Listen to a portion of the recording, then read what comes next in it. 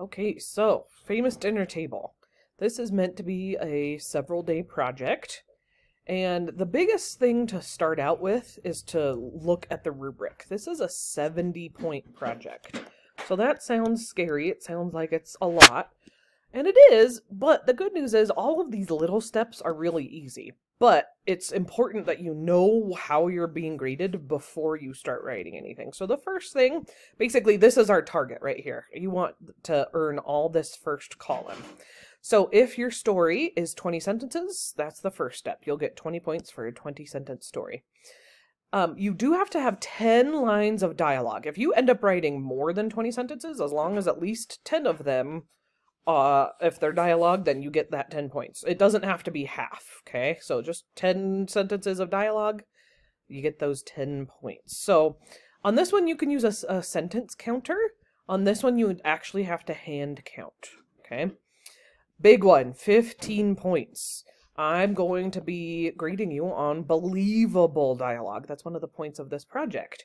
So we really want each character to sound distinct and different from other characters. There's lots of little things that can affect that. So are they an older versus younger person, right? Maybe a younger kid might use improper grammar on purpose. Maybe an older person would sound a little bit more formal. Where the character grew up. Did they grow up in Canada? Did they grow up in Texas? They're not just accent, right? But the words they use might be a little bit different. Are they formal versus informal? Personality traits like shy or lazy or optimistic or funny or serious. Basically, I ask myself, if I took away all of the dialogue tags, does every character sound a little bit different? Maybe you've got a character who has a or catchphrase, or maybe you have a character who says every other word, or you have a character who stutters, little things like that. Big one, easy. Are you actually putting quotation marks around the dialogue? One at the beginning, one at the end. If you do that all the time, you get 5 points. So punctuation that goes with the dialogue needs to go inside the quotation mark, just like this one right here, right? Quote, capital letter, please put punctuation that goes with the character's words inside quotation marks. Exclamation point, and quote, lowercase s, said Mrs. Coates, period. So that one right there, that's what I'm talking about. So that's 5 points. Dialogue tags. Did you use a dialogue tag every time so the reader knows who is saying what? Just like this right here. This said Mrs. Coates. That's really easy to do. It doesn't always have to be said. It could be other descriptive words instead, but that tag needs to happen every time. A lot of people forget this one, but it's really easy. Are you separating the tagline and the dialogue with a comma? Just like right here. Quote, please separate taglines and dialogue with a comma, because the sentence isn't over yet. Quote, lowercase s, said Mrs. Coates, period. But notice right here, if it's important that your comma, if you want this dialogue to end with a question mark or an exclamation point instead, it replaces the comma. Another one lots of people forget. So every single time another character starts, you're supposed to switch between those characters by starting a new line and by indenting. So just like this one right here, this example, right? Every single time it switches between characters, even if they're only saying one word, a new line and you indent. Be careful on that.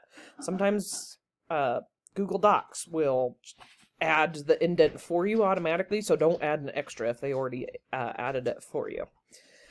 Okay, so couple of other small things. If you forget any of the information about how to correctly format dialogue, use this. You're not finishing this in one day. You're supposed to go slow, take your time. It's 70 points, so you really need to give me high quality stuff here. This is one of our biggest projects. I am specifically grading you on correctly formatted and believable. It's totally fine. If your brainstorm ends up being totally different than your final story, does not matter at all. You do not have to go resubmit the brainstorm if you make changes. You definitely should plan on doing more than the minimum if you have extra time. So all of this is the minimum requirements. So definitely do more if you know that you're a fast writer. And the hardest part is just getting started. So remember, your story is just about a bunch of people getting together for a dinner party. It's just a short story still. It's just you happen to be practicing all the little details of dialogue formatting. So make sure to include an interesting problem or conflict, because that's really what's going to keep you from getting writer's block. It's what's going to keep your story going forward. So make up something crazy that happens at the party. I have had a lot of kids also tell me, Ms. Coates, I didn't even get to the crazy part. Like, it took me so long just to set everything up. They still met the other requirements, though, and that's all that matters. So it doesn't really matter what happens in your story as long as you meet those requirements. And it's totally fine if your story doesn't have an ending, again, because as long as you met all these requirements, you'll get those 70 points. So, the big one that if you're stuck at all, make sure you watch this first video. If you are having a hard time remembering some of these little pieces from the rubric, that first dialogue help video is really going to help walk you through it. But remember, I'm your teacher. They pay me to help you. So if you are writing your story and you need any help, ask, because I am more than happy to walk you through things. So it said it at the top of this Canvas assignment, but here's the actual assignment. So you'll use this when you're ready to start writing because it has all the correct formatting already set up for you.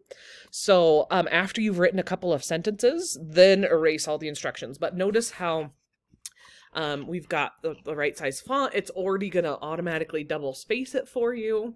So there we go. Remember, we're practicing believable and correctly formatted dialogue.